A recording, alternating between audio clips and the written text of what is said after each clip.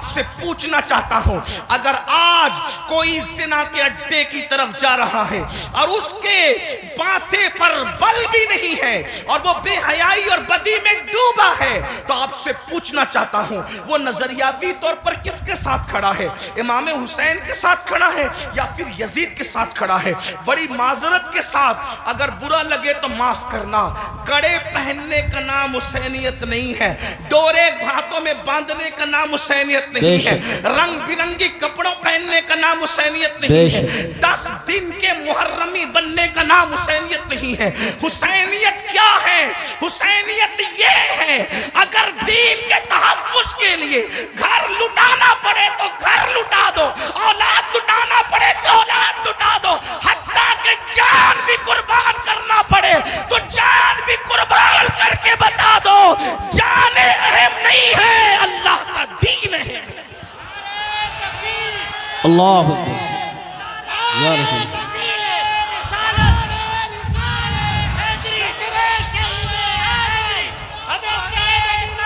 بڑی معذرت کے ساتھ کچھ لوگوں نے حسینیت کو بہت سستا کر دیا۔ اگر ڈوڑے کڑے اور کلر کے کپڑوں کا نام حسینیت ہوتا یا چند محفلوں کا نام حسینیت ہوتا پھر تو پوری دنیا حسینیت کی طرف آ جاتی۔ حسینیت اتنی آسان تو نہیں ہے نا۔ اس دور میں بھی 22,000 کا لشکر الگ کھڑا ہے اور 72 نفوس الگ کھڑے ہیں۔ اس سے پتا چلا حسینیت آسان نہیں ہے۔ اب اپنے آپ میں ڈوب کر سوچو، قیامت کے دن اللہ اکبر کس کے ساتھ اٹھو گے؟ میری قوم کے وہ جوانوں جو اپنی راتوں کو گندی فلموں کے ساتھ جو ہے وہ اللہ اکبر جہنم کے عذاب کو قبول کرتے ہوئے، خدا کے چیلنج سے نہ ڈرتے ہوئے، نرم نرم گدوں پہ لیٹ کر اگر زنا کے مناظر دیکھ رہے ہو تو میں یہاں علماء موجود ہے ایک بات عرض کروں کہ یزید بھی تو کہیں پھر ایسا کام کرنے والوں سے اس معاملے میں 2 قدم پیچھے نظر آ رہا ہے، اور میری قوم کے وہ جوان جو اپنے آپ کو حسینی کہہ رہے ہیں وہ اس معاملے کے اندر اس معاملے میں کہہ رہا ہے، کیا وہ یزید سے 2 قدم آگے نظر نہیں آتے؟ اللہ بتاؤ تو صحیح، شہزادہ رسول سے محبت کا دعویٰ، اور کوئی مسلمان یہ تصور کر سکتا ہے کہ وہ زنا کے اڈے پہ جائے؟ وہ زنا جس کے بارے میں اللہ کے رسول صلی اللہ علیہ وآلہ وسلم غیبدہ نبی نے فرمایا کہ قیامت کے دن زانیوں کو آگ کے کپڑے پہنائے جائیں گے، آگ کا کرتا پہنایا جائے گا، اور ان کی شرمگاہوں پر جہنم کی آگ بھڑکائی جائے گی۔ پھر اس کے بعد دوسری چیز شراب کو لے لیں، نشہ کو لے لیں۔ اللہ اکبر 16 17 سال کے لڑکے آج ہمارے نشہ کی طرف جا رہے ہیں، اور اللہ اکبر نشہ کی طرف جو چیز لے جا رہی ہے مجھے ایسا محسوس ہو رہا ہے کہ حقہ جو ہے وہ انسان کو نشے کی طرف تیزی کے ساتھ لے جا رہا ہے۔ میں حقے پر کوئی حکم تو نہیں لگا رہا ہوں، ویسے کہ کوئی میں مفتی بھی نہیں ہوں کہ میں حقے پر کوئی حکم لگاؤں، حکم بیان کرنا میرا کام نہیں۔ میں ایک چھوٹا سا طالب علم ہوں، اصلاح معاشرہ کی محفل میں صرف دل کا درد لے کر کے آیا ہوں۔ ابتدا حقے سے ہوتی ہے، حقہ تو کوئی حرام نہیں، اس طرح کی لوگ بات کرتے ہیں، پھر دھیرے دھیرے سگریٹ پر آتے ہیں، اور سگریٹ کے اندر پھر کیا کیا لگا کے پیا جاتا ہے مجھ سے زیادہ آپ لوگ جانتے ہیں، اور آپ لوگوں سے ہی ہم تک باتیں پہنچتی ہیں، اور پھر دھیرے دھیرے انسان ایم ڈی کا، نشے کا، اور خدا جانے کس کس چیز کا عادی ہو جاتا ہے۔ آپ سے پوچھتا ہوں، یزید بھی نشہ کر رہا ہے، آپ بھی نشہ کر رہے ہیں، اور یزید کی اور آپ کے نشے میں فرق کیا ہے؟ اللہ اکبر، شاید یزید نے ایم ڈی وغیرہ کو خواب میں بھی نہیں دیکھا ہوگا۔ اللہ اکبر، اندازہ فرمائے کس طرف جا رہے ہو۔ اللہ اکبر، امام علی مقام علی جدی والی سلام کے سامنے یہ چیلنجز تھے۔ آپ اپنی قوم کو جرائم سے بچانا چاہتے تھے، آپ اپنی قوم کو گناہ سے بچانا چاہتے تھے۔ جانتے ہیں اللہ کے رسول صلی اللہ علیہ وآلہ وسلم نے بستیوں کے اجڑنے اور گھروں کے اجڑنے کے لیے جو بات بیان فرمائی ہے اس کو دل کے کانوں سے سنیں۔ اللہ کے غیبدہ نبی صلی اللہ علیہ وآلہ وسلم ارشاد فرماتے ہیں راتوں کو کچھ لوگوں کے مکانات خود بخود زمین میں دھس جائیں گے، زمین کے اندر جو ہے زمین بوس ہو جائیں گے۔ آپ کبھی سنتے ہیں نا کہ فلاں بلڈنگ گر گئی، فلاں بلڈنگ زمین میں دفن ہو گئی۔ میں یہ نہیں کہتا کہ سب اسی وجہ سے ہوتی ہے، لیکن اللہ کے حبیب غیب دا نبی صلی اللہ علیہ وآلہ وسلم گھروں کے اجڑنے کے، گھروں کے زمین بوس ہونے کے اسباب کیا بیان کرتے ہیں۔ لوگ کہتے ہیں ہمارے گھروں پر یہ چل رہا ہے وہ چل رہا ہے، میں نے کہا جو چلا رہے ہیں ہم ان کے بھی ساتھ نہیں ہیں، لیکن اپنا کرتوت بھی تو دیکھو۔ قرآن کہتا ہے وَمَا أَصَابَكُم مِّن مُّصِيبَةٍ فَبِمَا كَسَبَتْ أَيْدِيكُمْ، کہ تم پر جو بھی مصیبت آتی ہے وہ تمہارے کیے دھرا ہے، وہ تمہارے برے اعمال کا نتیجہ ہے۔ اللہ اکبر۔ کیا ہوا؟ آقا ارشاد فرماتے ہیں صلی اللہ علیہ وآلہ وسلم کہ کچھ لوگوں کے مکان راتوں رات زمین پہ گر جاتے ہیں، زمینوں میں دھس جاتے ہیں۔ صحابہ نے پوچھا یا رسول اللہ اس کی وجہ کیا ہے؟ آقا فرماتے ہیں دو گناہ جب گھروں کے اندر کیے جاتے ہیں، دو گناہ جب عمارتوں کے اندر کیے جاتے ہیں تو گھروں کو زمین میں دھسا دیا جاتا ہے، گھروں کو زمین بوس کر دیا جاتا ہے۔ پوچھا یا رسول اللہ وہ کیا ہے؟ فرمایا ایک موسیقی ہے، میوزک ہے۔ جس گھر میں میوزک بجتا ہے اور جس گھر میں شراب پی جاتی ہے راتوں رات ان گھروں کو زمین میں دھسا دیا جاتا ہے۔ اب آپ مجھے بتاؤ کانوں میں ایئر فون لگا کر راتوں کے 3-3 4-4 بجے تک میوزک سننے والوں، کیا تمہیں اپنے گھروں سے پیار نہیں ہے؟ تمہیں اپنے گھروں سے محبت نہیں ہے؟ تمہیں اپنے گھروں سے الفت نہیں ہے؟ اور پھر اللہ کے حبیب علیہ السلام فرماتے ہیں جس نے دنیا میں شراب کا ایک گھونٹ پیا اور توبہ نہیں کی، جب وہ مرے گا تو مرنے وقت اس کی زبان پہ کلمہ جاری نہیں ہوگا، وہ کلمے سے محروم رہے گا۔ اور یہاں تک کہ حضرت مالک الدینار فرماتے ہیں میں نے کئی نشہ کرنے والوں کو کفر پر مرتے دیکھا ہے۔ اللہ اکبر۔ حضرت عمر ابن عبدالعزیز کہتے ہیں میں نے کئی نشہ کرنے والوں کو کفر پر کافر ہو کر مرتے دیکھا ہے۔ اللہ کے بندو ذرا غور تو کرو۔ پھر تیسری چیز لیتے ہیں نماز کے حوالے سے 95% لوگ نماز نہیں پڑھتے ہمارے معاشرے کا، اور لوگ آسانی سے کہہ دیتے ہیں مولانا ہمیں ٹائم نہیں ملتا۔ بلکہ عاشور کے شب میں بھی جس میں جمعرات ہی کو جنگ ہو رہی تھی کربلا کی، اکثر مورخین کہتے ہیں جمعرات کو ہی جو ہے وہ جنگ کا آغاز کر دیا تھا۔ امام پاک نے پوچھا غازی عباس سے عباس کیا کر رہے ہیں یہ لوگ؟ کہا وہ تو جنگ شروع کرنے کی بات کرتے ہیں۔ کہا ان سے کہہ دو کہ ہمیں نماز بہت پسند ہے، ہمیں تلاوت بہت پسند ہے، ہمیں گریہ اللہ کے لیے کرنا بہت پسند ہے، ذکر اذکار بہت پسند ہے۔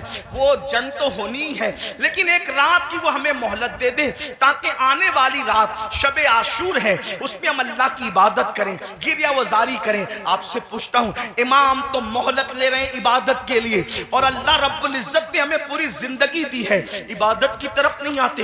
کتنی سادگی سے انسان کہتا ہے مولانا ٹائم نہیں ملتا۔ مجھے بتاؤ ہم سے بڑھ کر کے مکر کون کر رہا ہے؟ ہم کہتے ہیں ٹائم نہیں ملتا۔ اگر تلاوت کے لیے ٹائم نہیں ہے تو گھنٹوں گھنٹوں واٹس ایپ پر وقت کے لیے کیسے ٹائم ملتا ہے؟ اگر اللہ کی عبادت کے لیے ٹائم نہیں ہے تو فیس بک پر یوٹیوب پر گھنٹوں گزارنے کے لیے ٹائم کیسے ملتا ہے؟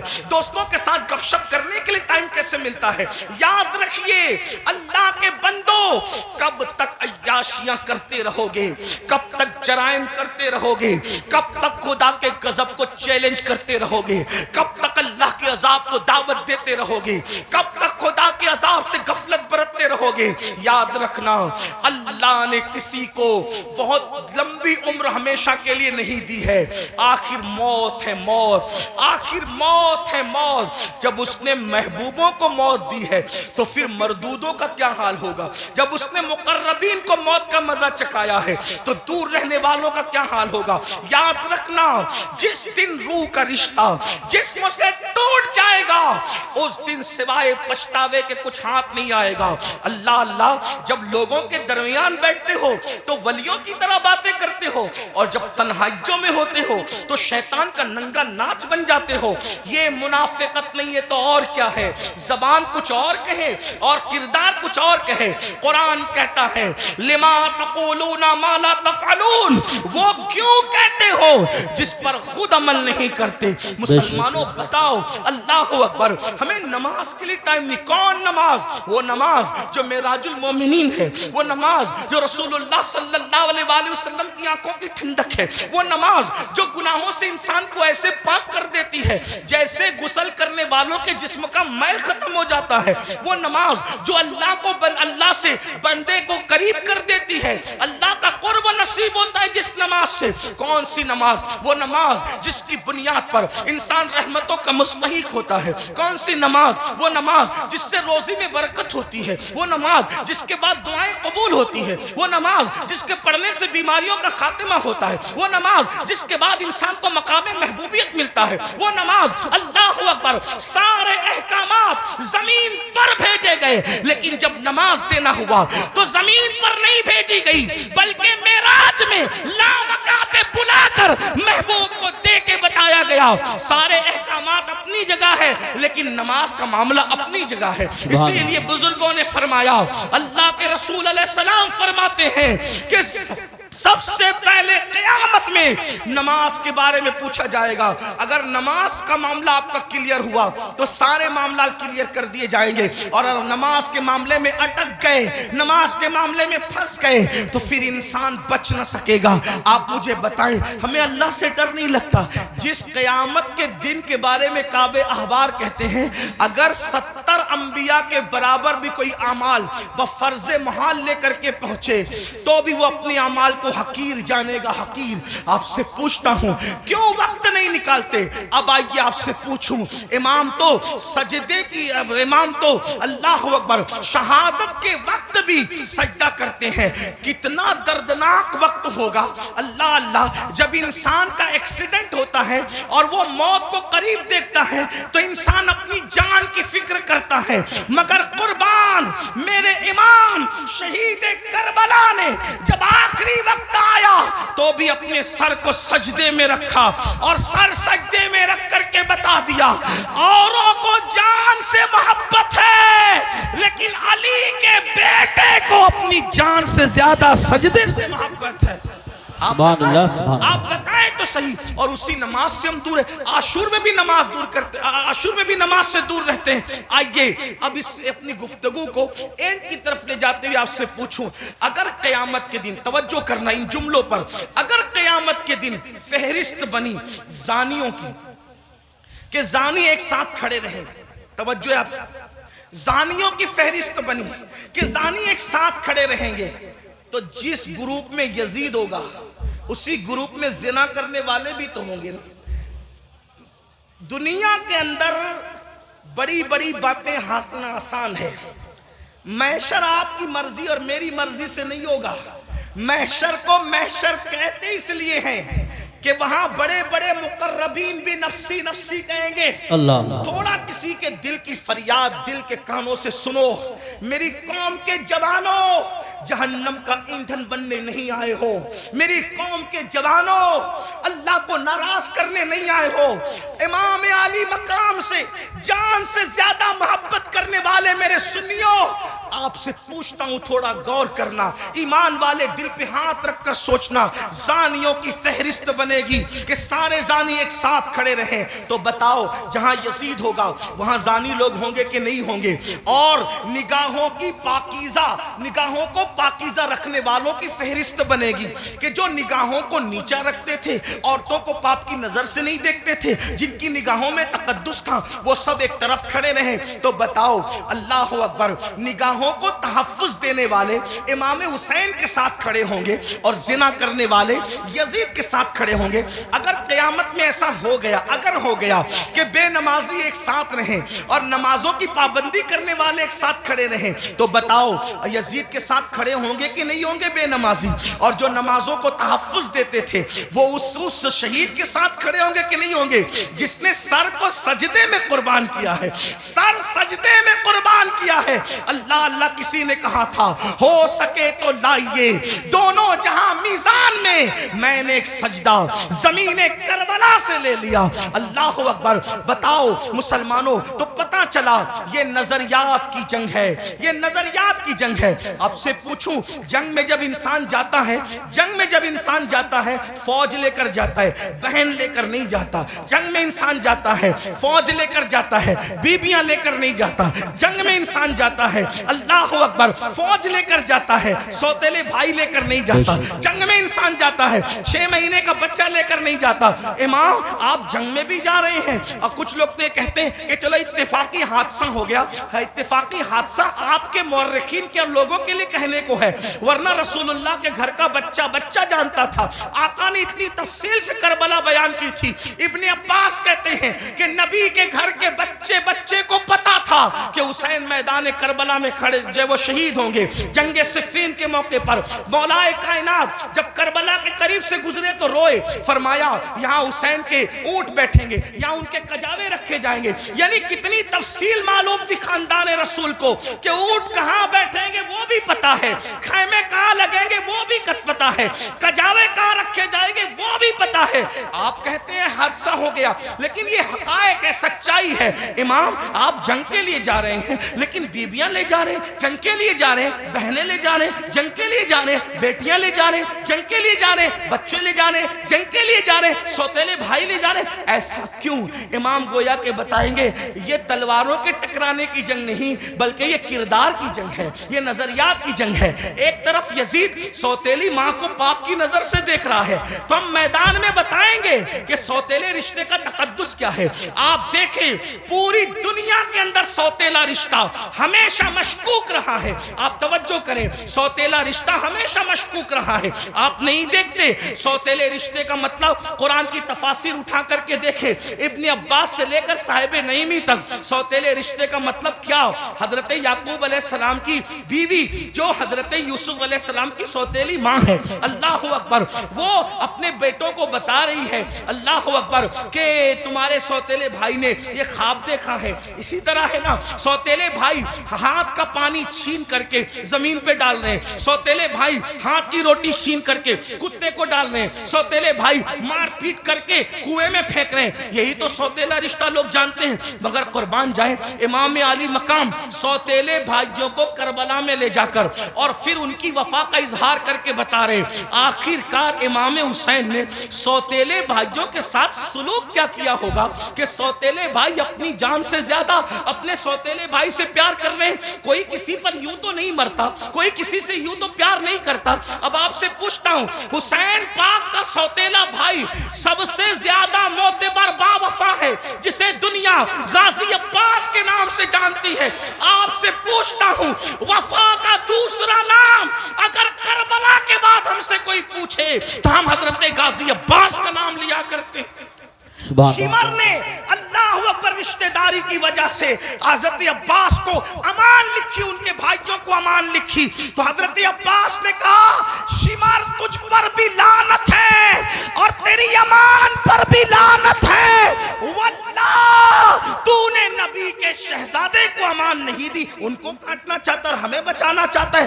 حسین کے بعد زندہ رہنے کو ہم پسند ہی نہیں کرتے. یہ ایک سوتیلے بھائی کا جذبہ. اب آپ سے پوچھتا ہوں, اگر آپ کربلائی ہے, اگر آپ حسینی ہے, تو اس مجمع میں اپنے دل میں سوچو آپ کے سگے بھائی کے ساتھ آپ کا سلوک کیا ہے. کربلا صرف کالے کپڑوں کا نام تو نہیں ہے نا پہننے کا, کربلا سینہ پیٹنے کا نام نہیں. ہمارے درمیان ہمارے درمیان کربلا اسوہ مصطفیٰ کی تفسیر کا نام ہے. ہمارے نزدیک کربلا بدر و احد کے مقصد کی تکمیل کا نام ہے. آپ سمجھتے کیا ہے کربلا کو, لیکن ہمارے اندر کربلا کہاں ہے. ہم نے رسمی اور اسمی کربلا کو تو دیکھا, ہم نے حقیقت کربلا کو نہیں دیکھا. بتاؤ آپ پر ہمارا جذبہ بھائی کے بارے میں کیا ہے. یہی نا, اس کا کھیت ہڑپ کر لیا, اس کا حصہ ہضم کر لیا, اس پر کیس کی کر دیا, اس کے خلاف کھڑے ہو گئے. اس کی بیٹی کو اچھے رشتے آتے تو آپ کو پسند نہیں آتا, آپ کو ہضم نہیں ہوتا. بتائیں تو صحیح, اس کے گھر میں بیٹے ہی بیٹے پیدا ہوں تو آپ کو تکلیف ہوتی ہے. یہ آپ کا معاملہ سگے بھائی کے لیے, اور وہاں سوتیلے بھائی کے ساتھ انداز کیا ہے سرکار غازی عباس کے ساتھ دیکھیں. پھر اس کے بعد امام اپنی بہن کو کربلا میں لائے. جب امام کسی کی کوئی بات نہیں مانتے, توجہ کرنا, جب امام کسی کی کوئی بات نہیں مانتے تو سیدہ زینب کھڑی ہو کے کہتی ہے بھیا یہ کر لو, بھیا یہ کر لو. بہن کی کوئی بات نہیں ٹلتی. گویا کہ حسین بتا رہے ہیں وہاں بہن کا کوئی تقدس نہیں ہے, اور یہاں بہن کے تقدس کا عالم یہ ہے کہ بظاہر اگر حضرت امام کے اپنی فکر کے خلاف بہن بات کر رہی ہے تو امام اس کو ہی مانتے نظر آ رہے. کس نے نہیں کہا تھا کہ علی اصغر کو لے جائیں اور یزیدیوں سے کہیں کہ پانی پلا دیں؟ امام نے سب کو منع کیا, لیکن جب بہن آئی اور بہن نے کہا میرے لیے چلے جائیں, میں کہہ رہی ہوں آپ چلے جائیں, تو مورخین لکھ رہے ہیں بہن کی بات مان کر امام یزیدیوں کی طرف جاتے ہوئے نظر آتے ہیں. حالانکہ یہ امام پاک رضی اللہ تبارک و تعالیٰ کی شان ہے کہ یزیدیوں کے ہاتھوں سے ان کے شہزادہ والا تبار نے پانی نوش نہیں فرمایا, وہ تو شہید ہو گئے. لیکن آپ سے پوچھتا ہوں بہن کے بارے میں امام علی مقام کا حال یہ, بیویوں کی موجودگی میں قیادت کا جھنڈا خاندان نبوت کا کسی کے ہاتھ میں دیتے ہیں, بیٹیوں کی اور بیویوں کی موجودگی میں اس کو بہن کہتے ہیں. بتاؤ امام تو بہن سے اتنا پیار کرتے ہیں, ہمارا اور آپ کا بہنوں کے ساتھ کیا تعلق ہے, ہمارا اور آپ کا بہنوں کے ساتھ کیا رشتہ ہے؟ آپ بتائیں مجھے, اگر بہن گھر آ جائیں 4 بچوں کو لے کر تو بھائی اور بھابھی بات کرتے ہیں, کھلائیں گے کہاں سے؟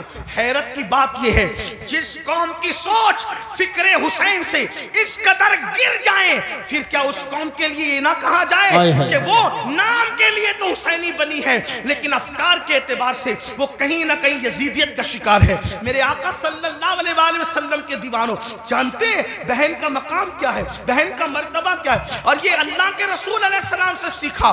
آقا علیہ السلام کی کوئی حقیقی بہن نہ تھی, لیکن جب جنگ حنین کے موقع پر اللہ اکبر حنین کے اندر وافر مقدار میں کثیر مقدار میں جو ہے وہ غنیمت کا مال آیا تو اس وقت تو ایک خاتون آئی اور آنے کے بعد کہا اے محمد میں آپ کی بہن ہوں, میں آپ کی بہن ہوں.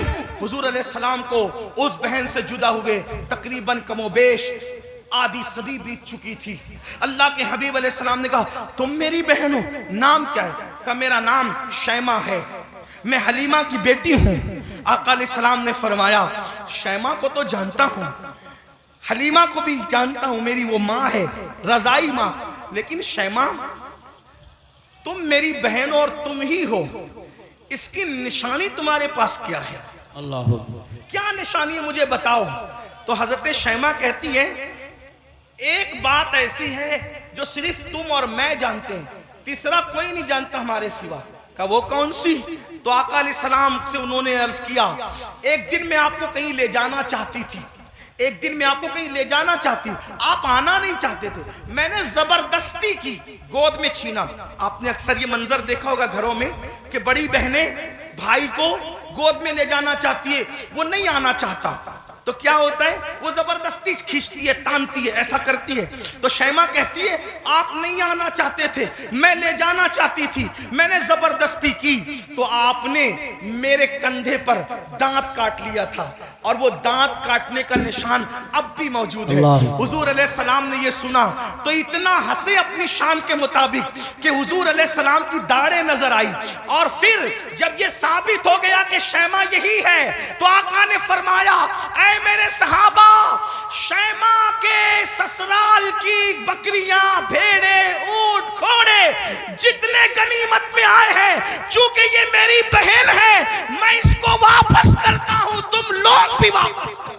سبحان اللہ, نعرہ تکبیر. فرمائے بہن کا یہ اکرام ہے, حالانکہ وہ حقیقی بہن نہیں ہے, وہ حقیقی شقیقی بہن نہیں، رضائی بہن ہے۔ اکرام دیکھو، احترام دیکھو۔ ہمارے پاس بہن کا کیا احترام ہے؟ اگر بہن جوان ہو گئی، اس کو رشتے نہیں آ رہے ہیں تو بھائی بوجھ سمجھتا ہے، بوجھ سمجھتا ہے۔ اور جب بھائی بوجھ سمجھتا ہے تو وہ دیکھتی ہے کہ بھائی کا منہ اچھا نہیں، باپ بوجھ سمجھ رہے باپ کا منہ اچھا نہیں، ماں بوجھ سمجھ رہی باپ کا منہ، ماں کا منہ اچھا نہیں، تو پھر ایک بیٹی یہ فیصلہ کرتی ہے جس گھر میں نہ بھائی اپنا ہو، نہ بہنیں اپنی ہو، نہ ماں اپنی ہو، نہ باپ اپنا ہو، سب تو منہ اتار کر کے مجھے بوجھ سمجھتے ہیں، تو پھر وہ مجبوراً یہ فیصلہ کرتی ہے کہ پھر باہر جہاں سے پیار مل رہا ہے، پیار اگرچہ دھوکے کی طور پہ مل رہا ہے، اللہ اکبر، پھر کیوں نہ اسی کا ہاتھ پکڑ لیا جائے۔ یاد رکھنا مسلمانوں، آج ہمارے منبروں سے یہ بات ہو رہی ہے کہ ہماری بیٹیاں بھاگ رہی ہیں، بھاگ رہی ہیں، بھاگ رہی ہیں۔ مفکرین یوٹیوب چینلوں پر بھی کہہ رہے ہیں۔ پہلی بات تو میں دو بات کرنا چاہتا ہوں۔ نمبر ایک، منبروں سے اس بات کو بہت مبالغے کے طور پہ بیان نہ کیا جائے، یہ میری گزارش ہے، ورنہ کل مستقبل میں، اللہ اکبر، مستقبل میں کل لوگ انہی تقریروں کو بنیاد بنا کر، انہی اخبارات کے آرٹیکلوں کو بتا کر ہمارے بچوں کو تانا دیں گے کہ تمہاری بیٹیاں تو بھگوڑی تھی، بھگوڑی۔ کون کی بیٹیاں بھگوڑی تھی؟ کوئی کہتا ہے 30 لاکھ چلی گئی، کوئی کہتا ہے 40 لاکھ چلی گئی، کوئی کہتا ہے 50 لاکھ چلی گئی۔ میں نے کہا حضرت جی ثبوت تو بتائیں، اتنی چلی گئی کہاں گئی، ذرا یہ تو بتائیں۔ وہ کہا میڈیا میں آیا ہے۔ میں نے کہا او نادانو، تھوڑا تو ذرا شعور کرو، ہر بات تو بولنے کی نہیں رہتی۔ اگر میڈیا کہہ دے کہ چاند ہو گیا، چاند آ گیا، تو کیا اس کی بات مانو گے؟ کہ نہیں مانیں گے۔ ہم نے کہا جس میڈیا کے کہنے پہ چاند کا آنا نہیں مانتے، اس میڈیا کے کہنے پہ بیٹیوں کا بھاگ جانا کیسے مان لیتے ہو؟ واللہ آج بھی مسلمانوں کی بیٹیوں میں اتنی غیرت ہے کہ کسی اور کی ماں میں اتنی غیرت نہیں ہے۔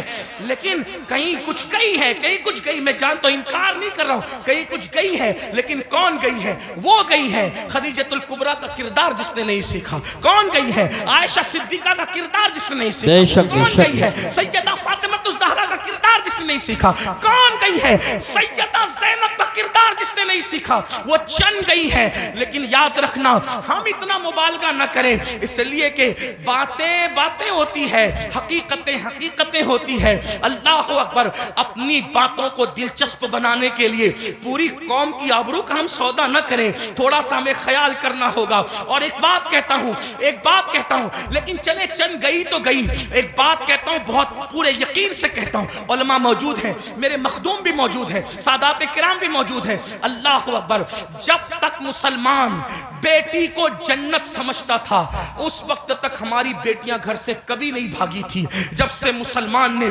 بیٹی کو بوجھ سمجھا ہے، اب ہماری بیٹیاں گھروں سے جا رہی ہے، اگر جا رہی ہے چند تو بوجھ سمجھا اس لیے جا رہی۔ بیٹیوں کو بوجھ نہ سمجھو، بیٹیاں بوجھ نہیں ہے، جنت ہے۔ بیٹیاں بوجھ نہیں ہے، جنت ہے۔ بہنیں بوجھ نہیں ہے، جنت ہے، اس لیے ان کی خدمت کرو۔ کیا لوگوں کو یہ نہیں پتا؟ اللہ کے سچے رسول صادق و مصدوق نے فرمایا، بیٹی کی پرورش کرنے والا اور میں محمد جنت میں اتنے قریب ہوں گے جیسے یہ 2 انگلیاں قریب ہیں۔ آپ سے پوچھتا، لوگ کہتے ہیں حضرت ایسا تعویذ دی ہمیشہ برکت رہے۔ میں نے کہا بیٹی اس تعویذ کا نام ہے قیامت تک برکت رہے۔ وہ کیسے؟ کہ حدیث پاک میں آتا ہے جس گھر میں بیٹی پیدا ہوتی ہے اس گھر میں فرشتے آتے ہیں اور اس کو چاروں طرف سے گھیر کر کہتے ہیں، اے کمزور جان سے پیدا ہونے والی کمزور جان، جس کے گھر میں تو پیدا ہوئی، ہم قیامت تک اللہ کے حکم سے اس کی مدد کرتے رہے۔ اب بیٹی پیدا ہو تو مدد یوں اتر رہی ہے، اور ہم نے بیٹیوں کو بہت سمجھ لیا۔ تو امام کربلا میں دیکھو بیٹی سے پیار کتنا کر رہے ہیں۔ حضرت سیدہ سکینہ جنہیں سکینہ بھی کہتے ہیں، اب میں جو ہے وہ تلفظات کے جو ہے وہ بھول بھلیا میں آپ کو گمانا نہیں چاہتا، جو لوگ کہتے ہیں وہی کہہ کر آگے بڑھنا چاہتا ہوں، لیکن بہرحال حضرت سیدہ سکینہ کو سینے پہ سلا رہے کہ نہیں سلا رہے؟ ایک بیٹی کا مرتبہ، کربلا کے خیمے میں امام اپنی بیٹی کو سینے پہ رکھ رہے ہیں، آپ اندازہ تو فرمائیں چچا بھتیجی کے کہنے پر فرات تک جا رہا ہے. یہ سب کیا ہے؟ بھائی اپنی بہن کے کہنے پر، امام علی اکبر رضی اللہ تبارک و تعالی اپنی بہن کے کہنے پر وہ سب کچھ کرتے نظر آ رہے ہیں، جس کو دیکھ کر کے انسان حیرت و استعجاب میں ڈوب جاتا ہے. کربلا یہ بھائیو، کربلا اب اختتام پہ سن لے ذرا سا. کربلا رشتوں کی وفا کا نام، کربلا رشتوں کو تعظیم دینے کا نام، کربلا محبتوں کا نام، کربلا احترام کا نام، کربلا تعظیم کا نام، کربلا قرآن کے تحفظ کا نام، کربلا عقیدے کی حفاظت کا نام، اور کربلا حدیث کے صحیح مفہوم کو عملی تفسیر میں پیش کرنے کا نام، کربلا قرآن مقدس کے سانچے میں ڈھل جانے کا نام، کربلا شراب سے نفرت کا نام، کربلا زنا سے نفرت کا نام، کربلا جوے سے نفرت کا نام، کربلا بانسری میوزک اور موسیقی کے مکمل خاتمے کی جود مسلسل کا نام، کربلا سجدوں کے لیے انسان کیا کیا قربانی دے سکتا ہے، اس پیغام خاموش کا نام کربلا ہے. اب آپ سے پوچھتا ہوں، ہم نے کربلا سے سیکھا کیا؟ وہی گناہ میں مبتلا، وہی جرائم میں مبتلا، وہی بلاؤں میں مبتلا. ایک بات یہ بھی کہہ دوں اختتام پر، خاص طور پر آخر میں بات کرتے کرتے مسلمانوں ایک بات آپ سے کہہ دوں، کربلا تو صحابہ کرام کی قربانیوں کے تحفظ کا نام تھا، لیکن آج جب کربلا کا ذکر ہوتا ہے تو انہی صحابہ کو نشانہ بنایا جاتا ہے، انہی صحابہ پہ تبرہ کیا جاتا ہے، انہی صحابہ کو معاذ اللہ یہ اس لیے قرار دیا جاتا ہے کہ انہوں نے تو اہل بیت کا حق کسب کیا. اور وہ لڑکے جو جمعہ کی نماز بھی 2 رکعت پڑھ کے بھاگ کر آتے ایسے جیسے اسکول کی چھٹی ہونے پر بچے بھاگ جاتے ہیں، وہ صحابہ کے کردار پہ بات کرتے ہیں کہ وہ تو ایسے تھے، وہ تو ویسے تھے. میں پوچھتا ہوں، کس منہ سے صحابہ کو تان کرتے ہو؟ کس منہ سے صحابہ کی عظمت پر انگلی اٹھاتے ہو؟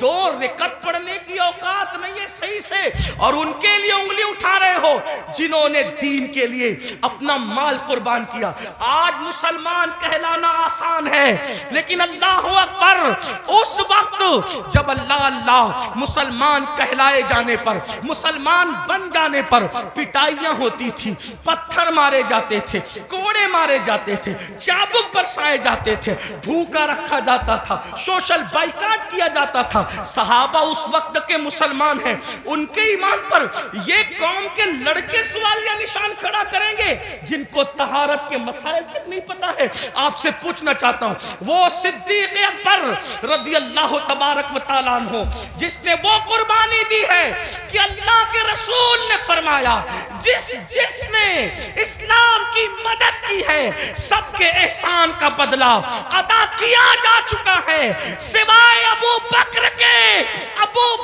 کے احسان کا بدلہ قیامت میں اللہ تبارک و تعالیٰ عطا فرمائے گا. ایسے لوگوں کو غاصب کہا جاتا ہے، ایسے لوگوں کو حق طلب کس کا؟ اہل بیت کا. مجھے بتاؤ مسلمانوں، ذرا غور کرو، اس فاروق اعظم کے بارے میں کہا جاتا ہے کہ انہوں نے یہ کیا، یہ کیا، یہ کیا. آپ سے پوچھتا ہوں، فاروق اعظم کا کردار پتا ہے؟ فاروق اعظم کا کردار معلوم ہے؟ فاروق اعظم کے کردار کے بارے میں علم ہے؟ اللہ اکبر. آپ کو وہ سفر یاد ہوگا، آپ وہ سفر جانتے ہوں گے. اللہ اکبر کہ فاروق اعظم مدینہ منورہ سے چلتے، فاروق اعظم مدینہ منورہ سے چلتے اور مدینے سے چلتے ہوئے بیت المقدس جاتے ہیں. ایک ہی اونٹنی ہے، اپنے جوانوں کی خاص توجہ، ایک ہی اونٹنی ہے، غلام ساتھ میں جا رہا ہے. فاروق اعظم غلام سے کہتے سواری ایک ہے اس لیے ہم یہ کریں گے، سواری ایک ہے یہ کریں گے کہ تھوڑی دیر میں بیٹھوں گا، تھوڑی دیر آپ بیٹھنا، پھر میں پیدل چلوں گا، پھر تم بیٹھو گے، تم چلو گے میں بیٹھوں گا. آپ سے پوچھتا ہوں، بیت المقدس تک غلام کو اس طرح لے کر کے گئے کہ نہیں لے کے گئے؟ آپ بتائیں. بولنے سے پہلے تولو، کسی کی بھی بات سن کر کے بکا مت کرو. جو فاروق اعظم ایک غلام کی حق تلفی نہ کریں، جو فاروق اعظم ایک غلام کی حق تلفی نہ کریں، وہ فاروق اعظم اپنی آقا زادی سیدہ فاطمہ الزہرا کی حق تلفی کیسے کر سکتے ہیں؟ آپ جانتے ہیں، کبھی غور تو کیا ہوتا، کبھی سوچا تو ہوتا. جس سے جو سنا وہی بکنا شروع کر دیا. میرے آقا علیہ السلام فرماتے ہیں، میرے اصحاب کو برا مت کہو، میرے صحابہ کو برا مت کہو. اور اسی کربلا کی بات کرتے ہوئے صحابہ پہ تبرہ کیا جائے. مسلمانوں کیا منہ لے کر کے اٹھو گے؟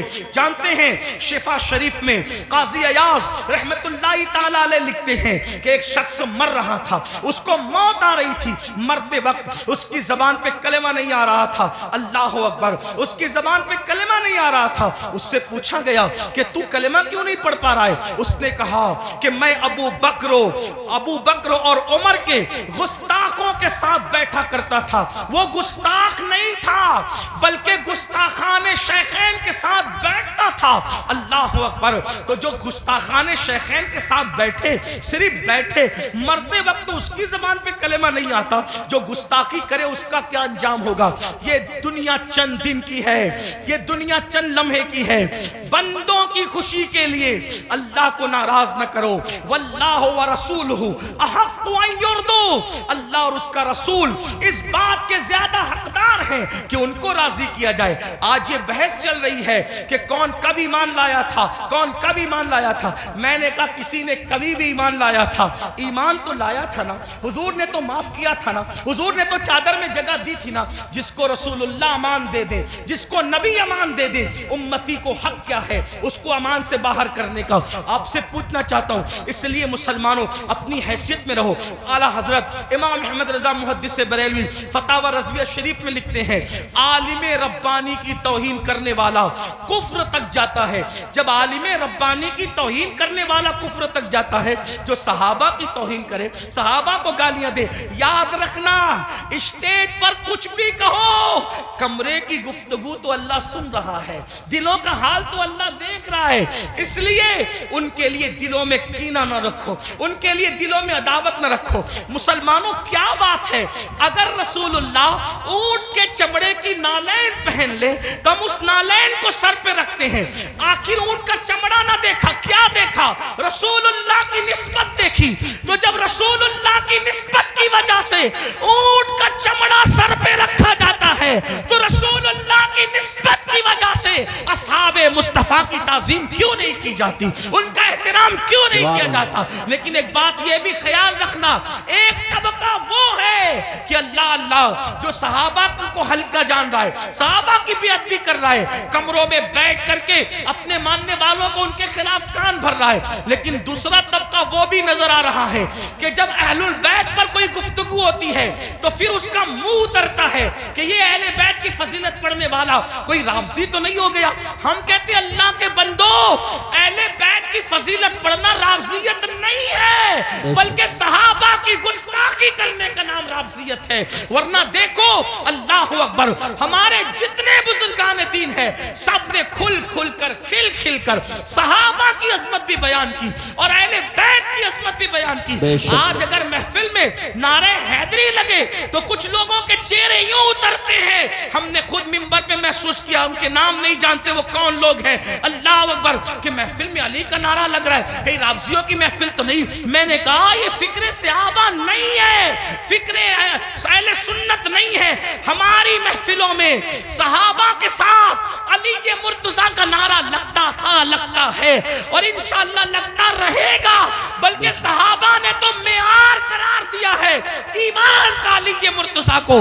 فرمایا جب لوگوں میں بدعتیں پھیلنے لگی، فتنے اٹھنے لگے تو محفلوں میں لوگ آتے تو ہم سوچتے کون اپنا اور پرایا ہے، تو جب لوگوں کو چھانٹنا چاہتے، لوگوں کو تقسیم کرنا چاہتے اپنے اور پرائے کا فرق کیا ہے، تو ہم ذکر علی کرنے لگتے۔ علی کا ذکر سن کر جن کے چہرے کھل جاتے سمجھ جاتے ایمان والا ہے، جس کا چہرہ اتر جاتا سمجھ جاتے کہ منافق۔ نعرہ تکبیر، اس لیے نعرہ ذکر رسالت۔ علی کرو مگر احترام صحابہ کے ساتھ، ذکر اہل بیت کرو احترام صحابہ کے ساتھ، صحابہ کا ذکر کرو اہل بیت کی تعظیم کے ساتھ، کیونکہ یہ دونوں رسول اللہ سے منسوب ہیں۔ بلکہ یوں کہہ لیں حضور کے ارد گرد ستارے گردش کر رہے، جو گردش گھر کے اندر کر رہے ان کو اہل بیت کہتے ہیں، اور جو گھر کے باہر کر رہے ہیں ان کو صحابہ کہتے ہیں۔ حضور کی نسبت کا خیال کرو۔ آئیے اپنی بات کو اختتام تک پہنچاتے ہوئے یہ بات عرض کروں، مسلمانوں ہم نے باتیں بہت کی، بہت باتیں کی، ہم سب جگہ ہیں، عمل کے میدان میں نہیں، عمل سے کورے، زندگی گناہوں میں ڈوبی ہوئی ہے۔ یاد رکھنا اللہ کی بارگاہ میں ہمیں اور آپ کو پہنچنا ہے، اللہ کو منہ دکھانا ہے، اللہ کی بارگاہ میں کھڑے ہونا ہے۔ آئیے آج سے پہلے کچھ کیا جو کیا سچی توبہ کریں، اللہ کی طرف پلٹیں، اللہ کی طرف واپس آئیں۔ یاد رکھیے انسان جہاں جا کر جرم کا اعتراف کرے، جہاں جا کر اعتراف جرم کرنے سے انسان کی عزت گھٹتی ہے، لیکن ایک میرے اللہ کا در ہے جہاں آ کر انسان اقبال جرم کر لے تو میرا اللہ عزت گھٹاتا نہیں بلکہ عزت کو بڑھا دیتا ہے۔ آؤ توبہ کرو۔ آج محرم شریف کی پہلی تاریخ ہے۔ یہ محرم شریف حرمت والا مہینہ ہے، حرمت والا، یعنی جن 4 مہینوں کی حرمت اللہ نے روز اول سے مقرر کی ہے اس میں محرم الحرام بھی ہے۔ اور اللہ کے رسول علیہ السلام کی ایک حدیث یہ ہے کہ رمضان شریف کے بعد سب سے زیادہ جس مہینے کے روزے کی اہمیت ہے وہ ماہ محرم الحرام کے روزے، ماہ محرم شریف کے روزے۔ ان دنوں کو خرافات بدعات میں گزارنے کی بجائے عبادات میں گزارو۔ ہو سکے تو یہ طے کر لو کہ روزانہ میں نے نبی اور آل نبی پر 1000 بار درود شریف پڑھنا ہے۔ آپ کہیں گے لوگ کہتے ہیں ارے بہت ٹائم لگے گا، کوئی ٹائم نہیں لگے گا۔ صلی اللہ علیہ وآلہ وسلم یہ بہت مختصر درود شریف، بہت مختصر درود شریف ہے۔ اگر اس درود شریف کو آپ نے پڑھا 1000 بار صرف 20 منٹ کا ٹائم لگے گا، 20 منٹ درود شریف پڑھو۔ اس کے بعد جیسا کہ آپ نے پہلے بھی سنا صدقہ دو، خیرات دو۔ اور ایک بات آپ کو کہوں، اس کو بھی دھیان سے کہ جو ہم خرافات پر اور بدعات پر پیسہ خرچہ کرتے ہیں اس پیسے کو اٹھا کے آپ وہ سادات کرام جو مالدار نہیں ہیں ان پہ خرچہ کرو، وہ علماء کرام جو مالدار نہیں ان پہ خرچہ کرو۔ اس سے کیا ہوگا؟ خرافات اور بدعات کے بارے میں توجہ کرنا۔ 2 گروپ ہیں، ایک گروپ کہتا ہے جائز ہے، ایک گروپ کہتا ہے ناجائز۔ جو گروپ جائز کہتا ہے وہ بھی صرف جائز ہی کہتا ہے، نہ فرض کہتا ہے، نہ واجب کہتا ہے، نہ سنت کہتا ہے، نہیں کہتا نا۔ جو جائز ثابت بھی کر لے خرافات کو تو صرف جائز ہی کہہ سکے گا، فرض نہیں کہہ سکے گا، واجب نہیں کہہ سکے گا۔ لیکن بھائیوں اپنے مسلمان بھائی کی مدد کرنا تو اللہ نے ہم پہ فرض کیا ہے، بلکہ یہاں تک فرمایا کہ جب تک تم اپنے مسلمان بھائی کی مدد کرتے رہو گے اللہ تمہاری مدد کرے گا۔ اور آپ کو بتاؤں خاص طور پہ سادات کی خدمت، وہ جو مالدار نہیں ہیں، مستحق ہیں، یہ نہیں کہتا غریب ہیں، میرے اندر اتنی ہمت نہیں کہ میں کسی سید کو غریب کہوں، لیکن سادات جو مالدار نہیں ہیں، مالدار اگر آپ ان کی خدمت کریں تو ہوگا کیا؟ 2-3 باتیں سن لے، بات ختم کرتے۔ حضرت سیدنا عبداللہ ابن مبارک رضی اللہ تعالی حج کو جا رہے تھے، حج کا ارادہ تھا، اور حج کے ارادے میں آپ نے یہ طے کیا کہ میں نے حج کو جانا ہے، پوری تیاری ہو گئی، ارادہ بن گیا حج کو جانا ہے۔ عبداللہ ابن مبارک کو پتا چلا کہ میرے پڑوس میں ایک سید صاحب رہتے ہیں اور وہ اس وقت تھوڑا پریشان حال ہے، حالات کے ستائے ہوئے اور حالات کے مارے ہوئے، تو انہوں نے سوچا کہ پڑوسی ہے، سید ہیں، میں ان کے نانا کے یہاں جاؤں، میں حج کے لیے جاؤں اور ان کو بھوکا پیاسا تڑپتا بلکتا چھوڑ کے جاؤں۔ تو انہوں نے کیا کیا، اس سال حج نہیں کریں گے، انشاءاللہ آئندہ پھر کبھی دیکھیں گے، حج کی پوری رقم اٹھا کر اس سید صاحب کو دے دیا، اور اس کے بعد آنسو پوچھتے ہوئے اب صبر کرتے ہوئے رہ گئے۔ جب حج سے قافلہ واپس آیا تو لوگ ملاقات کرتے تھے تو عبداللہ ابن مبارک لوگوں کو کہتے تھے مبارک ہو حج، تو لوگ بھی کہتے تھے عبداللہ آپ کو بھی مبارک ہو، آپ کو بھی مبارک ہو۔ حضرت عبداللہ ابن مبارک سوچتے یا اللہ میں گیا نہیں لیکن جو آتا ہے مجھے حج کی مبارک بات دیتا ہے، اسی فکر میں تھے، آنکھ لگی تو خواب میں غیب سے ندا آئی، کوئی کہنے والا کہتا ہے عبداللہ ابن مبارک تو نے میرے نبی کے شہزادے کی مدد کے لیے حج کو ملتوی کر دیا تو تیری یہ ادا اتنی پسند آئی کہ ہم نے تیرا ہم شکل ایک فرشتہ پیدا کیا ہے جو قیامت تک تیری طرف سے حج کرتا رہے گا اور اس کا ثواب تجھے ملتا رہے گا۔ سبحان اللہ، سبحان اللہ، اس لیے خرافات کی طرف خرچ کرنے زندہ کی بجائے اپنے سادات جو مستحق ہیں ان کے لیے خرچ کرو. ایسے سادات ہیں میں نے کئی جگہ دیکھا, کوئی سبزی بیچ رہا ہے, کوئی آٹو چلا رہا ہے, کوئی چائے بیچ رہا ہے, ان کے بچوں کی اسکول کی فیس نہیں ہے بھرنے کے لیے, ان کی بچیوں کی شادی کے لیے پیسے نہیں ہیں. یہ ساری چیزیں مسلمانوں ہمیں اس کی طرف غور, ترجیحات کی طرف غور کیجئے, جہاں خرچ کرنے کا زیادہ فائدہ ہے اس کی طرف. بلکہ امام اہل سنت ایک حدیث لکھتے ہیں, آئیے اس حدیث کو بھی سنیں. کہتے ہیں کہ میرے آقا علیہ السلام نے فرمایا کہ جس نے بنو ہاشم پر احسان کیا, ان کی خدمت کی, ان کی مدد کی, آقا فرماتے ہیں مجھ پر واجب اور لازم ہے کہ جس نے بھی میری آل کی خدمت کی, مدد کی, نصرت کی, حمایت کی, محبت کی, آقا فرماتے ہیں مجھ پہ واجب ہے, لازم ہے کہ اس کا صلہ میں اس کو قیامت میں دوں گا جب وہ مجھ سے ملے گا. یہ حدیث لکھنے کے بعد میرے امام کہتے ہیں جس کا مفہوم یہ, سنیوں دوڑو اور سادات کی خدمت کر لو, اس لیے کہ نبی کس کس کو ملیں گے کس کس کو نہ ملیں گے الگ عنوان ہے, لیکن جنہوں نے آل نبی کی خدمت کی ہوگی اس سے ملنے کا وعدہ مصطفیٰ جان رحمت فرما رہے ہیں. گویا کہ اور لوگ حضور کو ڈھونڈیں گے اور حضور اپنی آل کی خدمت کرنے والے کو صلہ عطا فرما رہے ہوں گے, لقاء کا شرف عطا فرما رہے ہوں گے. اس لیے میری گزارش ہے, ہم نے اپنے پیسوں کو, روپیوں کو بہت ضائع کیا خرافات پر, بدعات پر. کیا خرافات ہے, کیا بدعات ہیں, اپنے علاقے کے مستند معتبر علماء اور مفتیان کرام کے پاس بیٹھو اور بیٹھ کر کے سیکھو کہ کن خرافات سے اور بدعات سے بچنا ہے.